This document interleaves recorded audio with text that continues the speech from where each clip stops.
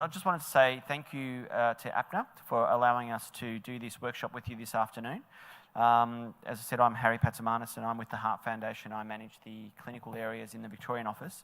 And look, I just wanted to say that I personally believe that practice nurses in general practice are such a valuable resource for patients, and we really hope that in this session today that we can convince you that you can have a really strategic and important role in working with patients to prevent heart attack and heart disease, but also make sure that they get the care that they need once they've had a particular event, because we know there's certainly room for improvement in all of those areas. We want to keep it really informal, so it's a bit hard when you're standing behind a lectern to be informal, but we want you to get out of this what you need as well for your practice, so please don't hesitate to ask questions or to stop us along the way. We too like to acknowledge the traditional owners of the land on which we meet today and their elders past and present. Just a few stats and facts to start with. The burden of disease really for heart disease is huge. It's still the leading cause of death in Australia for both men and women. And we know it's a very costly area to treat and manage. And we know, in addition to mortality, so death is one thing that we often talk about or look at statistics about, but we know with heart disease there's a bit of a changing landscape with heart disease. So more people than ever will survive their heart attack these days, which means that they will go on to live with a chronic condition, and many patients don't recognise that, and many health professionals don't communicate that very well to patients. So they're the stats and facts as to why we think this area is so important. An overview of what we want to cover today. So it looks, we always say that the best cure for heart disease is to prevent it from happening in the first place. So we'll go through what we call a best practice prevention. Look at the phases to recovery for someone who has had a heart attack. What do patients need to achieve? What do the guidelines tell us they should be achieving? The fact that treatment is not the cure, and the role of primary healthcare nurse, particularly in that messaging and how we support patients to recover from heart attack. And after, we'll also work through a particular technique which we've found really useful for health professionals, this concept called teach back, which is a really efficient, effective way for you as a health professional to really understand whether the patients that you're working with have understood what you're trying to tell them, and whether they really not just can repeat it back to you, but actually understand what you're trying to teach them, or what you want, the knowledge that you want to impart. So the learning objectives, understanding the benefits of what we call the best practice approach for prevention, looking at the phases of recovery for heart attack, really understanding what patients struggle with once they've had a heart attack, looking at the available evidence and best practice guidelines in secondary prevention targets, so what we know that people should be achieving to prevent them from having another heart attack, understanding the role of primary healthcare nurse in making a difference in all of these areas, and then be able to implement teach back in your practice. So they're the key sort of learning objectives that we would like to go through. Now, before I introduce Tracey and get Tracey to come up to the stage, we thought it might be nice just to go around the room, because we'll be spending 3 hours together, so you know who you all are, and we know who you all are. So if you're comfortable and happy, if we can just go around the room, and if you don't mind saying who you are, where you're from, what your role is, and yeah, so that'd be great. So I think we've got a mic somewhere, I think, Rebecca. Do we have a mic that we can hand round? No?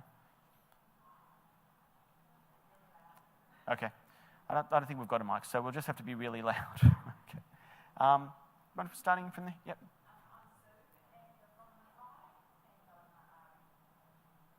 Thanks, Sue. Yep.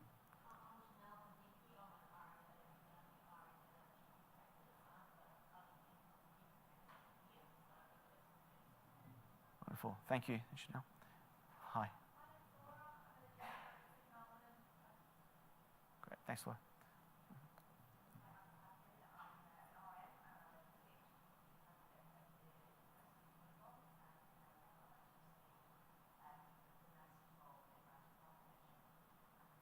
Great, thank you.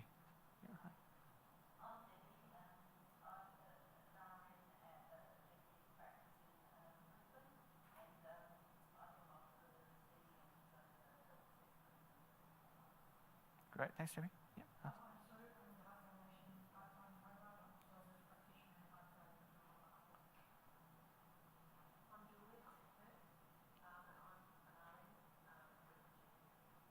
Great, thank you. Sure. Yeah.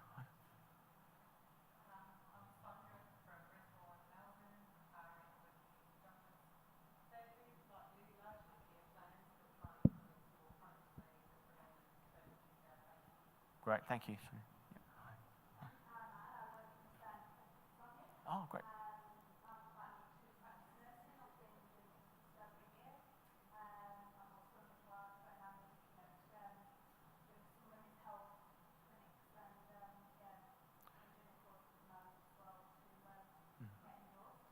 Fantastic, thank you. Yeah.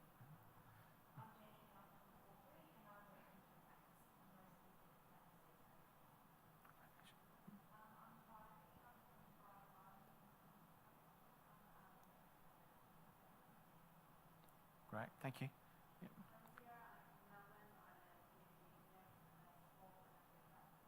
Great. Ready for anything, perfect. Yeah. And back. Great, thanks, Kathy.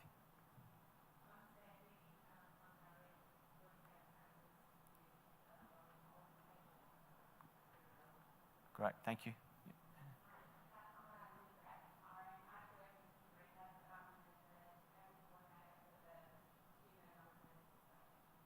Fantastic, great. So we've got a good mix of across the country and different areas of expertise and interest. And as I said, hopefully you'll all be able to get something out of today's presentation. And with these learning objectives, we hope that sets you on a good pathway to be able to go back and put that in place for your patients. So I will hand over to Tracey now, who will get us started. Thank you.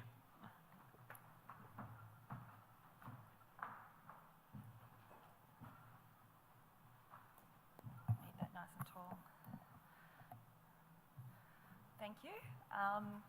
So as Harry mentioned, we talk about that the best way to manage a heart attack is to prevent one.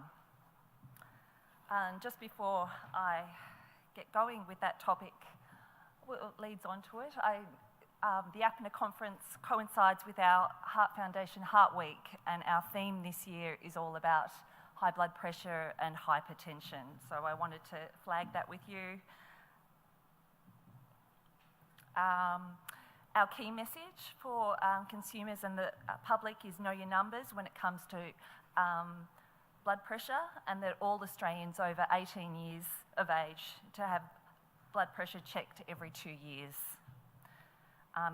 High blood pressure remains the leading risk factor for heart disease.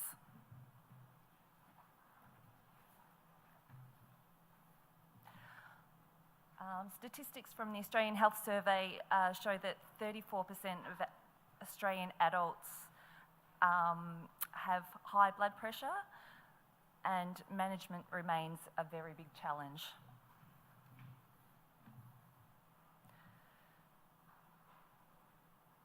The updated guidelines for hypertension were released last year, and they provide the latest evidence on dealing with high blood pressure in patients. And I encourage you to look at the Heart Foundation website and download these guidelines for your practice and for yourself.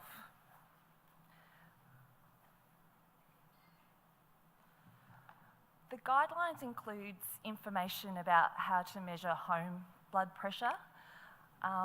Blood pressure measurement in the clinic may be affected by stress, drugs, pain, and white coat hypertension. Hypertension, yes. And we recommend that home blood pressure measuring assists in building an accurate blood pressure profile on which to base clinical decisions. So the guidelines talk about using validated machines to take measurement at around the same time in the morning and evening, to take 2 measurements, 1 minute apart, and to take these readings to the GP to discuss.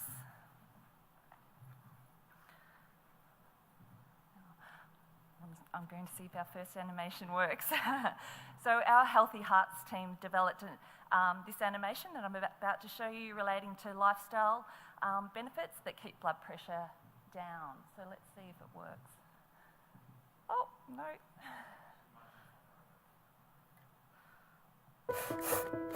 30% of Australian adults have high blood pressure.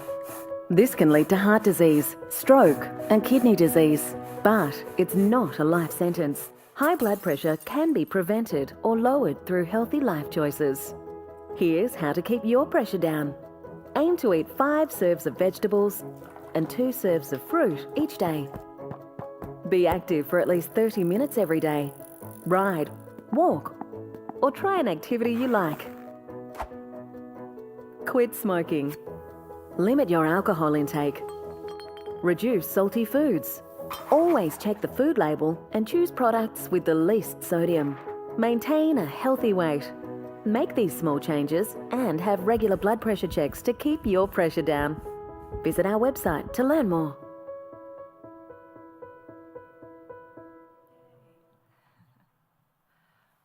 Okay, let's talk about prevention. So what are we trying to achieve and for who? So we have population health, individual health. Risk factor reduction, that's important for everyone, but not equally as important.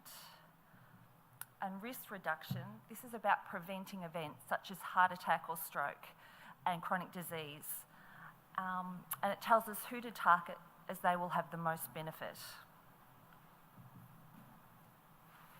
We'll talk about absolute risk versus relative risk.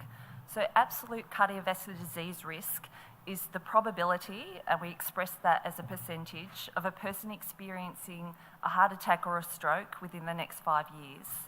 And calculating someone's risk depends on the combination and intensity of all their identified risk factors, rather than the treatment of individual risk factors in isolation, so just looking at someone's blood pressure. So it's a new approach. Previously, we only looked at single risk factors and treated those in isolation, and now we look at multiple risk factors. And why is this important? Well, most Australian adults have multiple risk factors. So 40% of adults have 3 or more modifiable risk factors. We know that over 1 million Australians smoke, over 3.5 million Australians aged over 45 have high cholesterol, and over 5 million Australians are either overweight or obese. We also know that people from lower socioeconomic status tend to have more risk factors, and as the number of risk factors increases, so does the risk of cardiovascular disease. So an absolute cardiovascular disease risk approach is a more accurate way of understanding a person's risk of a heart attack or stroke. So we look at their risk factors in combination, and it enables us to provide a more targeted approach to prevention. Here's another example of the limitations of just looking at single risk factor approach. So if we're looking just at the blood pressure, that's an ideal risk profile that we don't actually know their risk of an event. But if we start adding other risk factors, such as high total cholesterol, their risk increases. Looking at whether they smoke or not, that increases their risk as well. And then low HDL. And so if we had just looked at their blood pressure, we wouldn't have an accurate understanding of their risk of an event.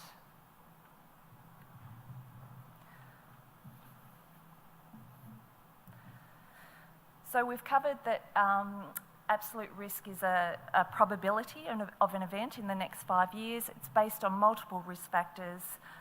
It's also known as overall or combined risk, and it's expressed as a percentage. So if we had 7 people over here who are at over 15% risk, that means 1 in 7 would have cardiovascular disease or develop it in the next 5 years.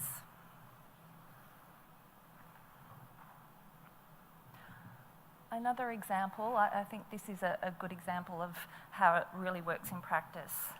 So firstly, we have Joe. He's a smoker, he doesn't have diabetes, and he doesn't have known cardiovascular disease. He has a blood pressure of 136 over 82, total cholesterol of 5.4, and HDL of 1. We have Jane next to him, who's 46 years old. She's a non-smoker without diabetes or cardiovascular disease. And she has a blood pressure of 142/82, total cholesterol 6.5 and HDL of 1.4. So who do you think's at greater risk of a heart attack or stroke? Joe? What percentage do you think he might be at? Just a guess. Sorry? 15? Yep. What do we think about Jane?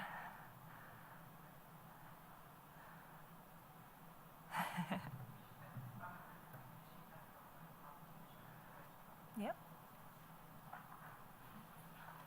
Let's have a look. So Joe's actually very high risk. He's 21%, at 21%. Jane is only 3%, that's very low.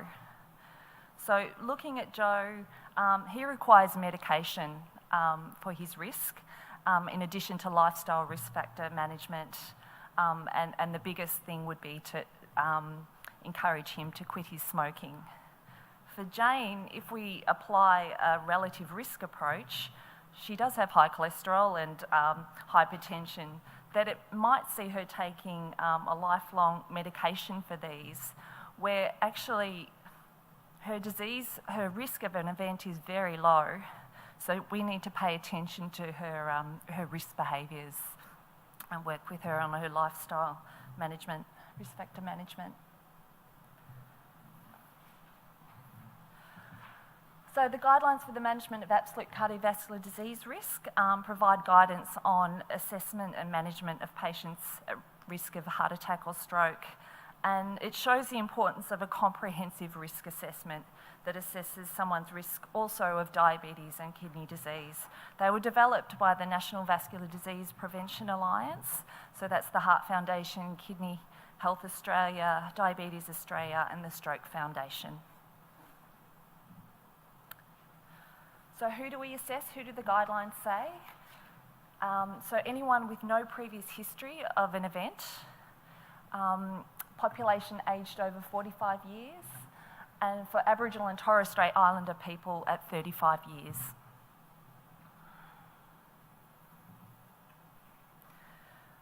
There's a category of people that are already at high risk, and we don't need to do a risk calculation with them. We already know that they're over the 15%, and I'll go through those. So things such as diabetes and aged over 60 years, systolic blood pressure over 180, total cholesterol 7.5, and the Aboriginal and Torres Strait Islander population aged over 74 years.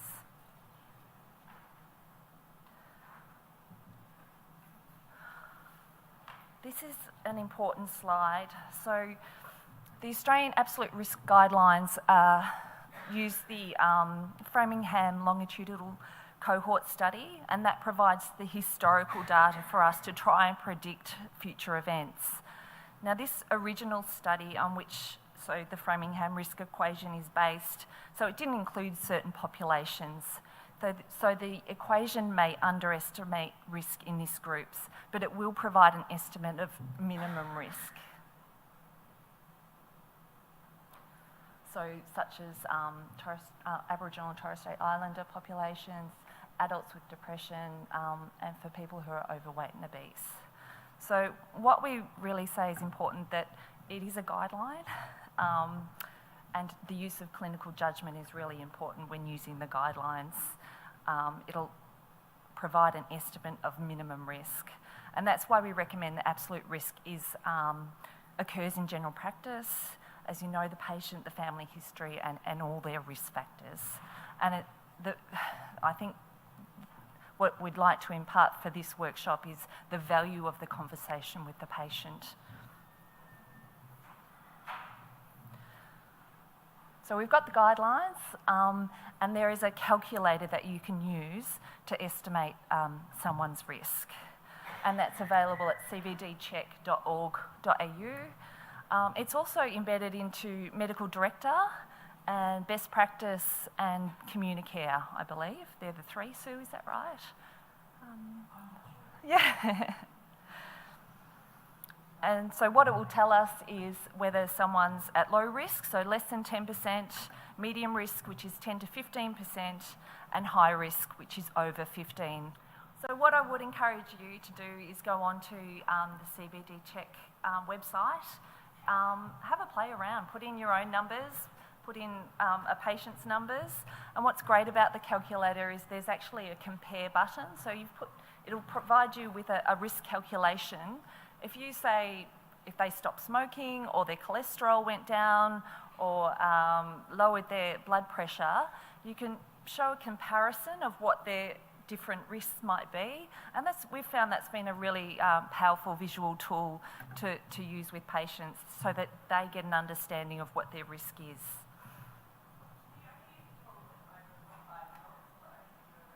Yes, that's right. Yep. Or for 35 for Aboriginal and Torres Strait Islanders. Yep.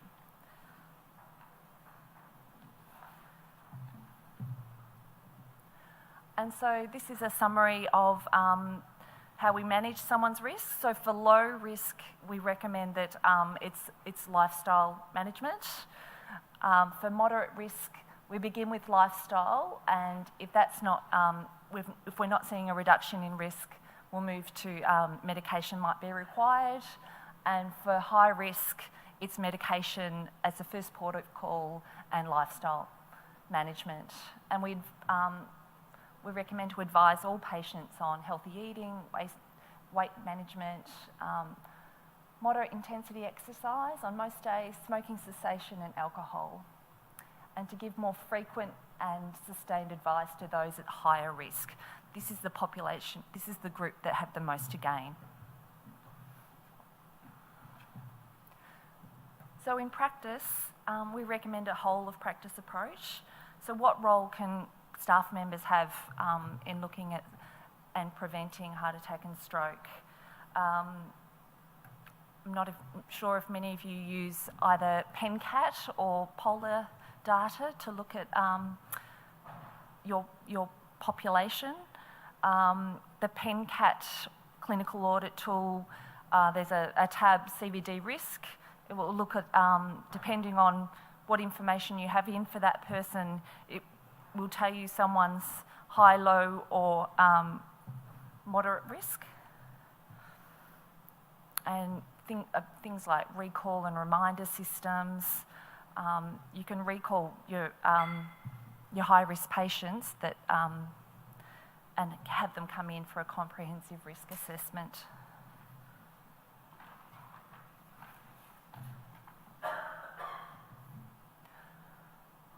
So for more information, I really recommend you go have a look at the calculator.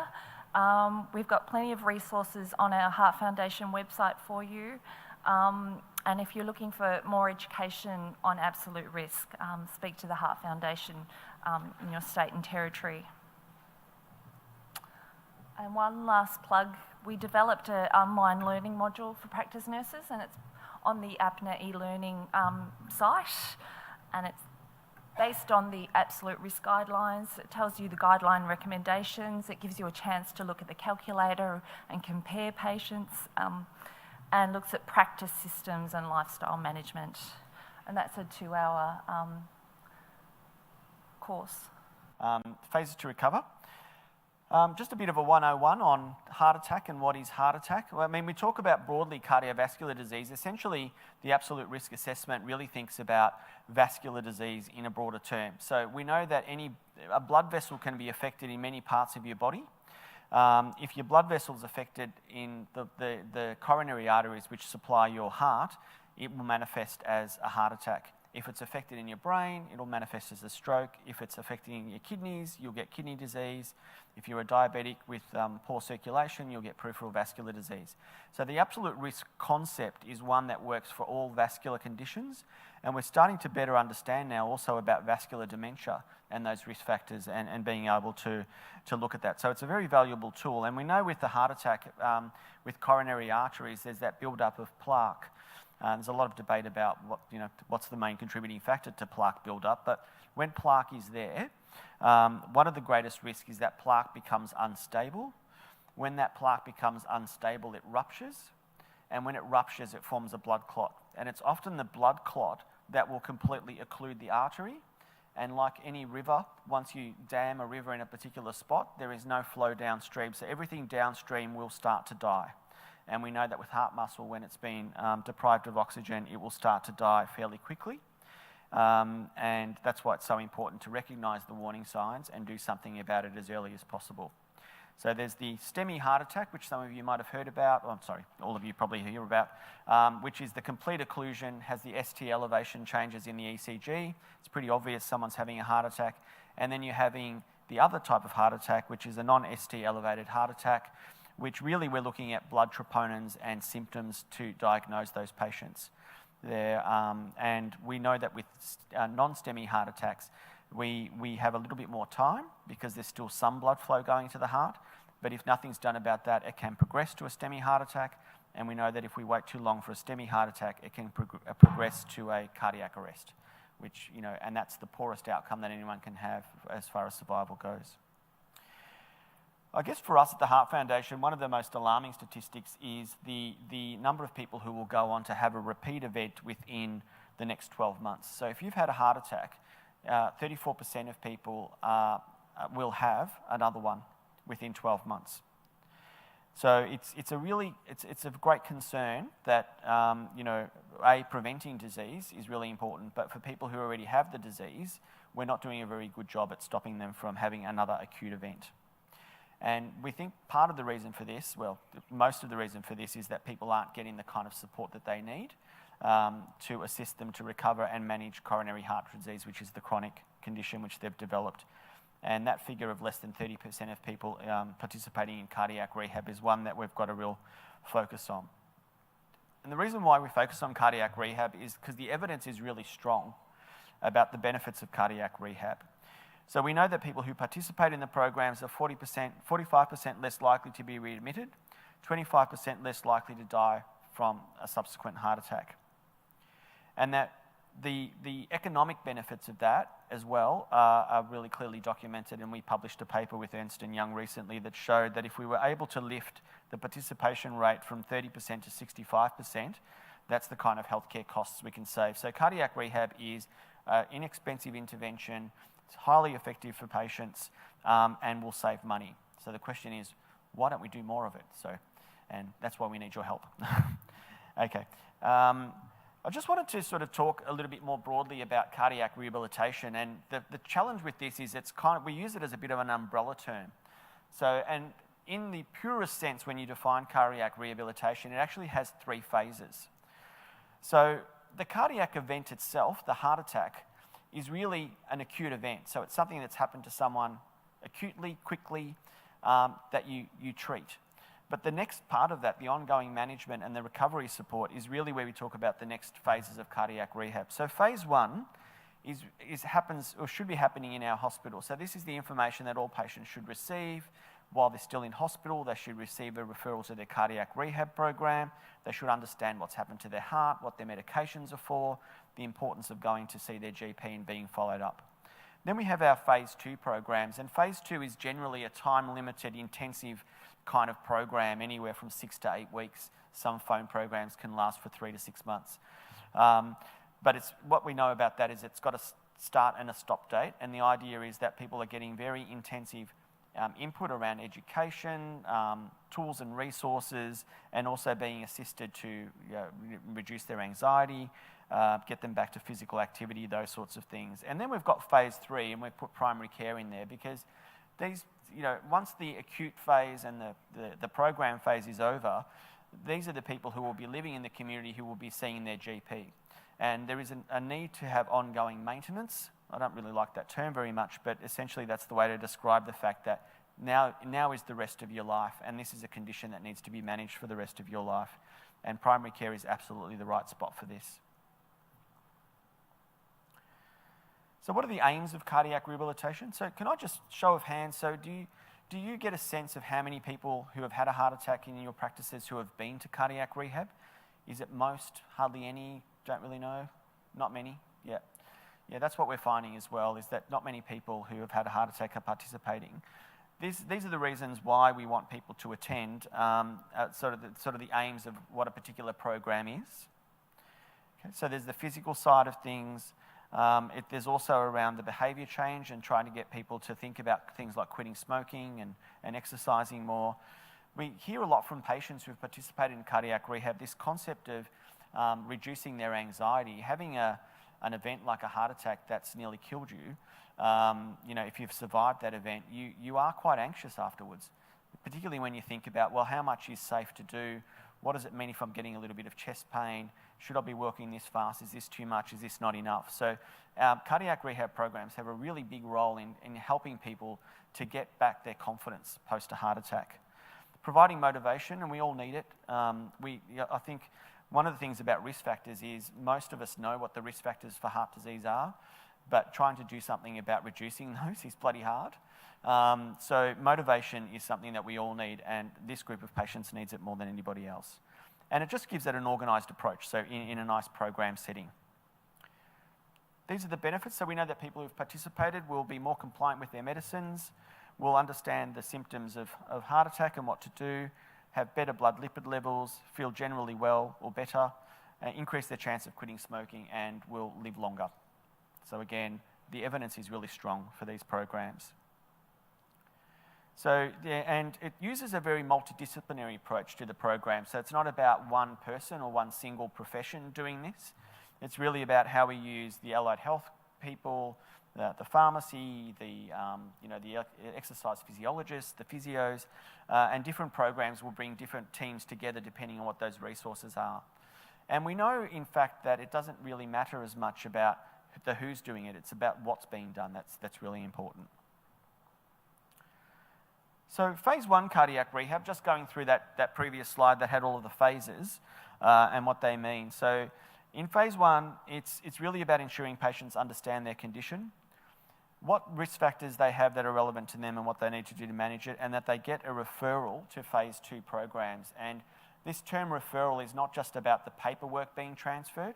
We have some hospitals who say, oh, we have a 100% referral rate for our patients. That usually means that a patient will get an automatically generated letter that will go to their home and say, you've been referred to this program, can you come on a Tuesday morning? Yep. Yep. Yep. Yep. Correct. Yep. Yep. Yep. Absolutely agree. Yep. Yeah, sure, sir. Yep. Yeah.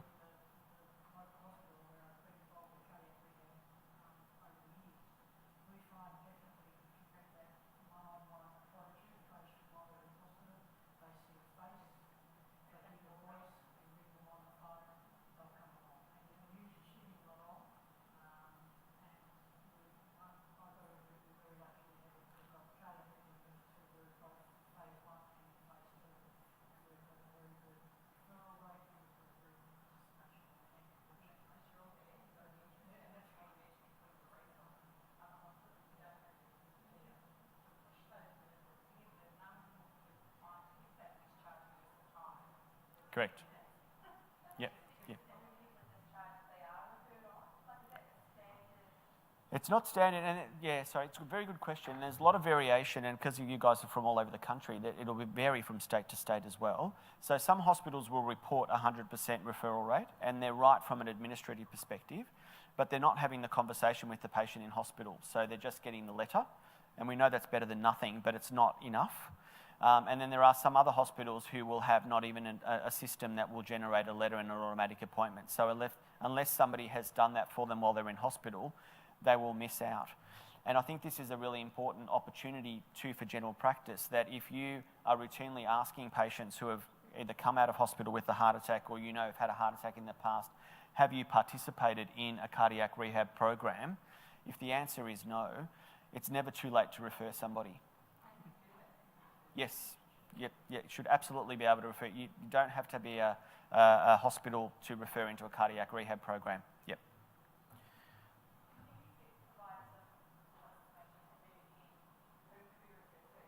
Yep.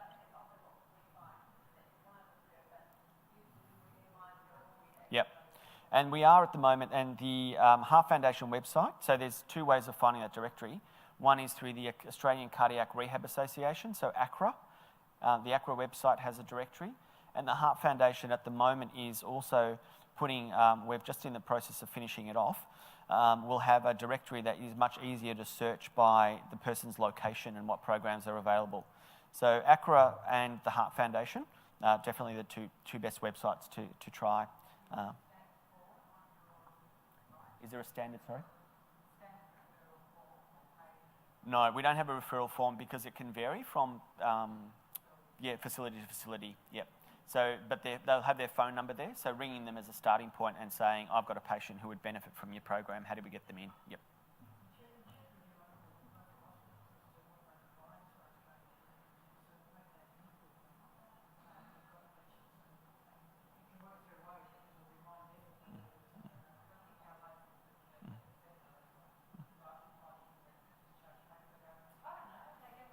Yeah. And it's true. And we know with health literacy, and we'll talk about a bit more about that when we talk about Teach Back, what people understand, if I've had a heart attack and my cardiologist hasn't spoken to me about cardiac rehab, my nurse in hospital never mentioned it, but I get a letter at home telling me to go to a program, why would I think that's even valuable? So we know that message is really, really important. And that just sort of highlights the fact that there are a number of these programs out there, some more subscribed than others, that are there to receive patients. Yes, we'll talk about that one as well, the old you've been fixed. The you've been fixed statement, yep.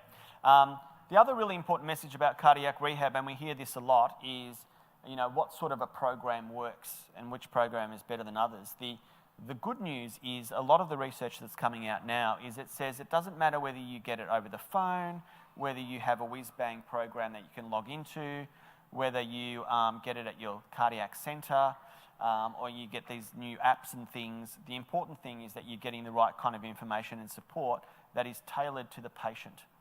Okay, so it's not going to be a one-size-fits-all solution for patients. And the more options that patients have to participate, the more likely they are to participate and to get the benefit from it. So in that rehab directory, there'll be options around, some of them will be phone delivered, some of them will be delivered by the hospital, some of them will be delivered in a community rehab centre. And then there's therapy in the home programs. The good news is you don't have to worry about what sort of program it is. As long as it's a cardiac rehab program, it's a good one to refer people into. This is sort of a bit of a reminder about what Phase 2 programs are really about, and this is about patient-centred adult learning. Okay? So we often make the mistake that by giving people information that we've done our job, that if somebody knows something's bad for them and you've told them, and we know sometimes, we know, again, interesting research where it showed that GPs don't believe that behaviour change works because you tell someone what they need to do and they just don't want to do it. That's not behaviour change management. But information is the first step, and information should build knowledge. Now, the knowledge needs to be able to have the skills to apply that knowledge. The knowledge and the skills that you gain, you need to have the confidence to make all this work, so you can put it into practice so we ultimately get to this point of self-efficacy or self-management. So that gives us, again, some insight into why we find that when you give patients a brochure or they've had a single session with someone that says you should quit smoking, they don't get to this point from here to here, because these 4 things need to happen before we can get that person to there. So the general practice, the hospital, all of us as health professionals have some responsibility of trying to get people through these steps to get ultimately to that position where we know they'll be most effective at changing their behaviour or maintaining that behaviour change. So the job only starts here, it's not finished there. So that's a really good reminder too about how much energy we place into giving someone the right brochure or giving them the right information and the science behind things. They need all of this to make it work absolutely for them. This is again more reassurance about why we are pushing cardiac rehab. It really is because the guideline, and again, if you ever hear a doctor saying there's no evidence for cardiac rehab, that's rubbish. There is lots of evidence for cardiac rehab. And in fact, when you look at the guideline for the ACS, the acute coronary syndrome, it recommends that the evidence is shown to be strong. Now, to have strong evidence at this level of guideline development is really, really significant. There's a lot of stuff that just happens by consensus, but this actually is a highest grade strength around the evidence that says people who have had acute coronary syndrome should go to and participate and complete a cardiac rehab program. Now, this is the next one to see whether we can get this to work. Just wanted to play you a quick... is it on to the next slide? Oh, yes, sorry, yes. That's right, it's linked.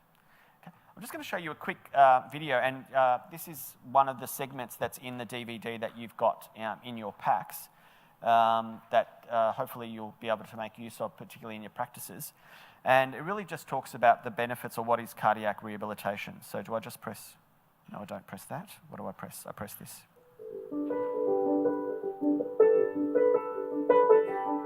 So cardiac rehab is a very important part of your recovery. It's a supervised program that runs between 6 to 10 weeks to help you manage your heart disease. It can be run over the phone, online, in a group, in hospital, community centre, clinic, and even in your own home. Doing the rehab made me realise that you're not alone wherever you are. And now I'm able to spend more time with my family because I am in a better health frame than I was. I just felt good about life. Cardiac rehab covers the various physical, emotional, psychological, sexual and work-related changes you may go through. It can help you better understand what coronary heart disease is and how it is treated, what your risk factors are and the best way to manage your risk factors, why you may be feeling fear, stress, anxiety or depression, why you have to take medicines, what medical tests and procedures you need, what to do in an emergency and knowing the warning signs of a heart attack, how to get back to doing the practical things like driving, getting back to work, taking holidays, resuming sexual activity, how to have a healthier lifestyle by eating well, being physically active and not smoking. The rehab just opened up my eyes to an awful lot of things that I should have been aware of. Well, it's good to bring my partner in because we share a life together and he's interested in what I do or what happened to me. It was so much easier. The doctor was able to say yes, no, whatever, and I didn't have to explain myself at all. Statistics show that doing cardiac rehabilitation can give you a much better chance of recovery. Ask your hospital or doctor to refer you to a program or call the Heart Foundation.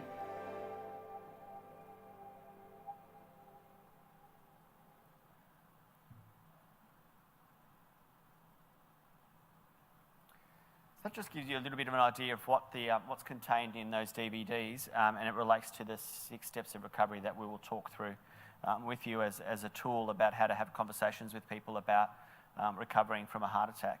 And it's designed, actually, it's pitched at patients. So we know, again, picking up that point about if nurses, and there's no time to educate people about phase 1 when they're in hospital, some of the hospitals have put this onto their TV stations. So they just get the patient to tune into Channel 3, and this, along with our heart attack information and a few other sort of things, just cycle through those channels. So that if you have a relationship with the hospital that doesn't have that, it might be a good opportunity to have a chat to them about the potential to do that. Will I keep going? Yep, okay, great, okay. Heart attack survivors. So we'll actually want to talk to you about what patients have been telling us and what we understand about why patients are going and aren't going and what they're suffering from after they've had a heart attack. So almost all of those, and this goes back to the conversation we just had, almost all of those who did not attend cardiac rehab were not told to attend, and that automatic referrals didn't necessarily lead to attendance. The greatest influence on attendance was direct communication from their cardiac specialist, and they're a hard nut to crack. But we also know that if it's not the cardiac specialist, they're hearing from their GP or a nurse it does have value. The overwhelming reason for not attending was that they weren't aware of the program or were not advised to go, and that waiting times also impact on attendance. So those programs who get people to wait for 3 months, by then people feel like they're better and don't see the need for the program. So long waiting lists can be a bit of a barrier. But the message here really is that if there was this sort of sense that people were opting out and thinking, oh, I know about it, but I can't be bothered going, or it's not something I want to do. But what patients were telling us was, oh, if I had have known it was important and someone told me about it, I would have went. I would have gone. Yep. And you can see the difference it makes when they've had that discussion. So when the cardiac rehab was discussed in hospital, 71% of those people who had the discussion actually attended the program. Yep. So that power of the conversation comes through strongly in these statistics. And this is a heart attack survivor survey that the Heart Foundation does, and there's a sample of people across the country who are interviewed. I think it's a phone-based interview, or it might be online, can't remember, sorry. But it really looks at so it's somebody who's had a heart attack, and this is the Victorian statistic, but we've got it for across the country. And what we asked patients was, this particular area, so if you're a smoker, did you make the change and maintain it, i.e. did you quit smoking and stay as a non-smoker? Did you try to do this but couldn't maintain it, or did you not attempt at all? And that goes for all of these risk factors that we know put people at a higher risk of another event. And what we can see there is that even, and most of us would think that a heart attack is your greatest motivator to change some of these things, that even after something as significant as a heart attack, people still struggle to try the change and maintain it, or some people won't try at all. And I always think that smoking statistics are really powerful one, that 20% of people who have had a heart attack won't even attempt to quit, but that only 40% will quit successfully. And same with physical activity. You know, there's a percentage of people who won't try, but the number of people who will actually maintain things is not as good as we would like. So there's still a lot of work to do around what we call secondary prevention and getting people motivated to change. So this is the bit where we stop talking a little bit and give you an opportunity to think this through, maybe just as a bit of a discussion or a little bit of a time to think this through. So around your experience of your patient group, and have you got the little worksheet things there? Yep. Sorry, can I have one, Trace, because I can't remember what the questions are on there. Sorry. So really, just as a bit of an opportunity to have a discussion, so the questions that you'll see on your piece of paper is your practice workplace routinely recording if a patient has attended a cardiac rehab program or not? So is this something that you would routinely check with your patients? Are you having the conversations with patients about cardiac rehab? And if not, which is probably the most important part, what seems to be holding you back from having those conversations? So we'll give you, it's just under 10 minutes, so we'll see how you go, to sort of think this through, and then we'll just get a couple of insights from your table about what came through in those discussions you might have been having. So is everyone comfortable to go ahead with that? Yep, great, okay. We'll give you some thinking time and then we'll come back and see what you've come up with. Thank you. So if I can just get some quick thoughts from each of your tables on what the discussion or what a key point of the discussion was that you were having. So maybe if we start here. Anything to share? I'm in the middle. Oh, look, we just found that we weren't really aware, that we don't know that the doctors do ask those questions, and if they did, they don't tell us about them. Yep. I personally have asked a patient who I knew just had a heart attack if she'd had any follow-up. Yep. She said no, but then later on she was saying that she had these phone calls, and I said, well, that's probably what your follow-up was. So yeah. Just not good articulation around the whole subject, really. Yeah, no, I'm sure that's a common challenge. Yep, thank you. Next table. Yep. Well, I think you guys had a really great discussion, I thought. What do you want, just the answers on? Well, it was more just sort of what you were talking about, and I think because I was at your table, I think one of the great things that you brought up was when is it too late to go to one of these programs? And we were just sort of talking about the fact that the guideline specifically says that everybody who's had an event should go to one of these programs. So even if it's 12 months down the track, there is still a benefit in attending, particularly if you've noticed that somebody is struggling with understanding what's happened to them and needs some more information and knowledge about what to do. So that was a really, really important thing. And if the cardiac rehab program has a waiting list and the person is prioritised as a lower priority, it doesn't matter. They've already waited 12 months, or if they're waiting another 8 weeks or 3 months to get in, then that's not a huge problem if they're prioritising people who have had more recent one. Yep.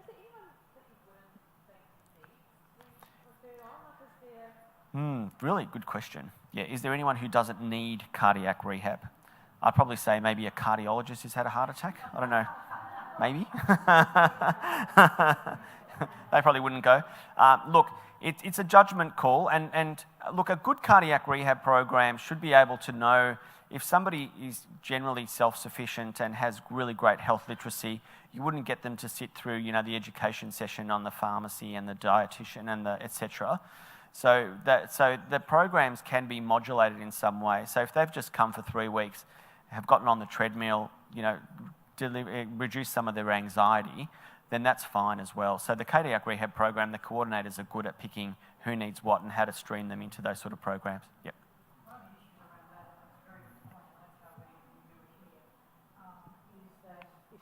If you're trying to do data collection and that sort of thing, how do you define completed?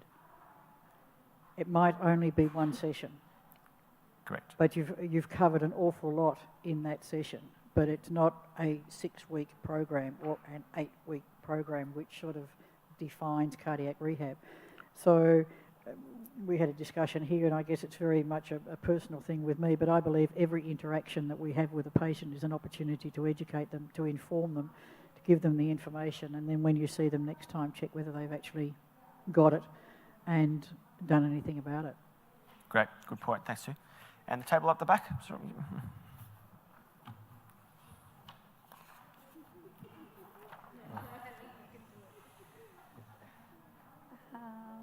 Our answers aren't very positive, I have to say. To all the questions, the answer was no, Okay. I'm afraid. So we are having some discussions around the information that we now need to find out and how we can best help our patients.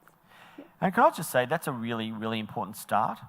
As we said earlier, even running, talking about the value of your databases and what's in your databases, if you just run a report to see what's missing and highlight that and have the month of May is blood pressure recording month, and you provide a weekly summary about how you're tracking, and you have a thermometer up in your practice that says we're up to 50% recorded hypertension.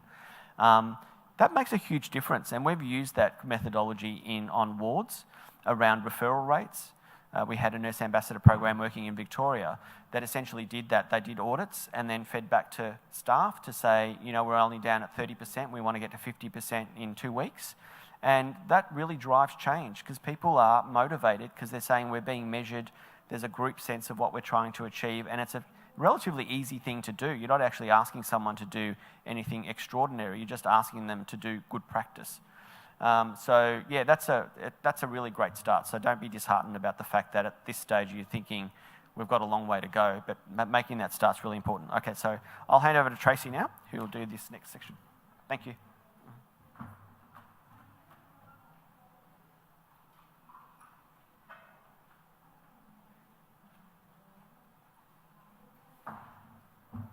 Okay, we'll get through this section and then we'll head to some afternoon tea. So what do patients need to achieve? What are the guidelines saying about managing patients with heart disease? So the Reducing Risk in Heart Disease guidelines, they provide a framework for preventing future events in people with coronary heart disease. So they're very different to what we're saying previously for preventing. Absolute risk guidelines are used for managing people at risk. Reducing risk in heart disease is for people who've already had an event. It looks at the following areas of risk. So it looks at lifestyle, it looks at the biomedical, and it looks at psychosocial factors and assessment. So what do the goals tell us? For lifestyle, it's complete cessation for smoking. 150 minutes per week minimum for physical activity, lowering saturated fat and trans fatty acid intake and limit salt intake, Waist measurement is less than 94 centimetres for men and 80 centimetres for females, and the BMI is there, and low risk alcohol consumption. And as Harry discussed, we know behaviour change is challenging, and what the guidelines do say is that any progress towards the ideal goal will be beneficial for patients with coronary heart disease, making those small incremental changes. These are the biomedical goals. So we have the lipid targets. Sorry, that's not very clear for blood pressure. It's to achieve and maintain less than 130/80, and very important to identify undiagnosed diabetes as well. And these are the medications that are recommended unless contraindicated. So this is, we had a question before about aspirin. So aspirin is definitely recommended, statin therapy, ACE inhibitors as well. We definitely see a role for the practice nurse around adherence to medication. We know that's a big issue, things like cost for patients as well, and maybe using the home medicine review. I think that's still available within general practice, and the community pharmacy, and careful monitoring and reviewing patients regularly for their medication. Harry's spoken about the emotional wellbeing. So the guidelines recommend that all patients be assessed for depression using a validated tool. And there's some great programs out there as well, Cardiac Blues, that can support patients. We know it's a roller coaster of emotions when someone's had a heart attack, both mostly negative, but positives as well. So that's important to know. And other considerations such as social support, we've talked about cardiac rehab, knowing the warning signs of a heart attack, and early diagnosis for chronic heart failure. Just touching on the warning signs of heart attack, we know treatment is time critical. Time plays a major role in survival and recovery. So after 6 hours, the damage to the heart will be permanent and cannot be reversed at all. And at 12 hours, there's no benefit at all from treatment.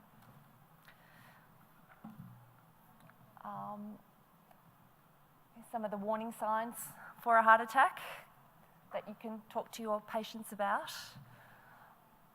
So in the chest, shoulders, jaw, neck, arms and back. And what we've also found, and what we've talked about at the Heart Foundation, is the gender differences for a heart attack symptoms. So women are less likely to have that chest pain or discomfort, and it's more likely to experience that sort of shoulder pain, that middle and upper back pain, neck and jaw pain. So it's important to talk to your heart patients about that. We've developed an action plan at the Heart Foundation, and I'll provide an example of that in your packs today, about stop talking to someone about it and calling 000 and asking for an ambulance. And all those resources are also available in different languages as well. So talking to patients about what the key messages are for warning signs, your increased risk, as Harry said, 34% of all heart attacks are repeat events. So follow the instructions on an action plan and learn the warning signs. And some surveys and data that we have is that just because a person has had a heart attack doesn't necessarily mean that they'll recognise the signs if they have a second one, which is really worrying, and the importance of that conversation again. So no two heart attacks are ever the same. And then we talk about early treatment, and an ambulance is the quickest way to get to hospital. I've gone through that very quickly, but I wanted to just throw to the group about, does your practice have any triage policy, or how do you deal with a patient that may walk into the practice and is saying, I think I'm having a heart attack? Show of hands. Sorry.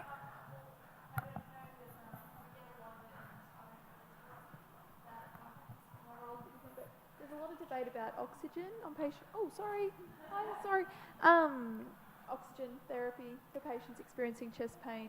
When I went to uni, we were told to give oxygen. 10 litres Patsamanis, no questions. But now they're saying that actually oxygen can do more damage if the cells are under distressed or whatever. Do you know? Yeah. That's a really good point. In the last update, the previous update to the ACS guideline looked at that evidence, and they said that routine oxygen actually does more harm than good, and that only people who show an oxygen stat drop should be given oxygen. So you have to check that they're hypoxic before you will give them oxygen, and you're absolutely right. They found that people can go into more coronary distress if you're overloading them with oxygen and they can't cope. So, yeah, so the routine oxygen is no longer prescribed.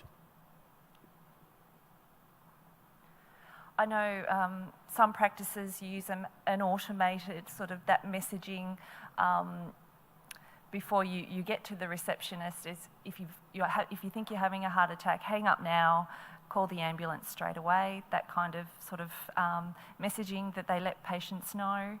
What other ones? Yeah, no. yeah. They do. They do. This is the problem. Yes. Yeah, and we know, and we That's right, yeah, it's not a convenient time to have a heart attack. Actually, the American Heart Association has this fantastic video that's on YouTube that actually shows a woman who's having a heart attack as she's getting her kids ready for school, etc. And it's only after everything's done that she collapses on the ground and says, now I can have my heart attack because now the time's right for this. But I think the point that we're making here is that often it's the non-clinical staff within your practice that will be responsible for triaging people who call up to say, I had this pain in my chest last night and look, I'm not sure what to do.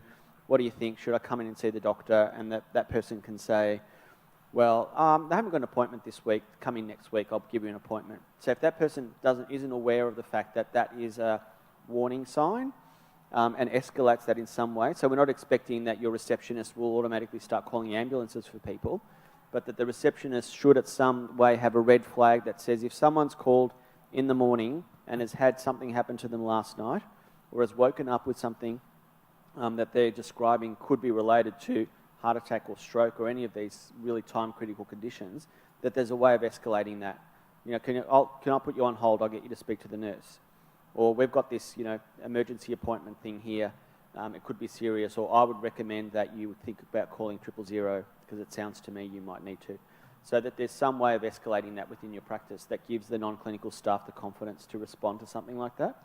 Because we know when we looked at the barriers to calling 000, one of the barriers was most people would prefer to go to their GP because they'd be embarrassed if it turns out to be a false alarm and they've called an ambulance. So they want to get it checked out first to be told that, yes, it's serious enough to either go to hospital or call an ambulance. And by then, when we saw that after 6 hours, it's almost too late.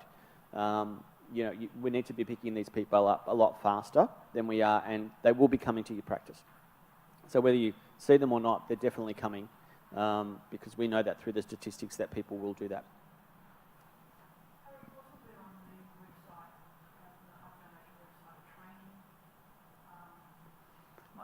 Yes, there was, but unfortunately it's not there any longer. However, having said that, we do have... Did we bring some of the tent cards? Yep. The cards. Sorry, were you going to talk about that, Trace? No. So in your pack, what Sue was referring to, we did at one stage have a training module which we're hoping to get back up and running, but there is a tent card that you can put up near the telephone that actually goes through for non-clinical staff, suspected warning signs of heart attack and stroke, and then it talks about the action, inform a GP or practice nurse immediately and or call 000. And on the back, it actually talks through what happens when you would call 000. So if a non-clinical staff member has never called 000 and is worried about, well, what would I be asked and what will I say, then that gives them, again, that level of confidence to know what are the questions that will be asked and how does that work. And the other really important message here is that 000, and we use that term treatment starts from the time you call, i.e. the call operator will put people through algorithms and give them advice as they're going. So an ambulance isn't sent unless there's a determination that the symptoms are of a certain category that need an ambulance to be sent. So people should have more confidence to be calling 000 just to say, I've got a patient here who's got X, Y, and Z. What should we do? And that's not a bad thing to be calling 000 for, if you're not sure. So again, as part of your practice meetings, I'm not sure how that works in your practices, but having that conversation with your reception staff or the non-clinical staff about this as a resource, and also about the confidence for them to come and chat to you if they don't feel confident to know what to do. If someone's calling with unusual symptoms or saying that they're not well, or how do they pick these people up so that we're not missing them.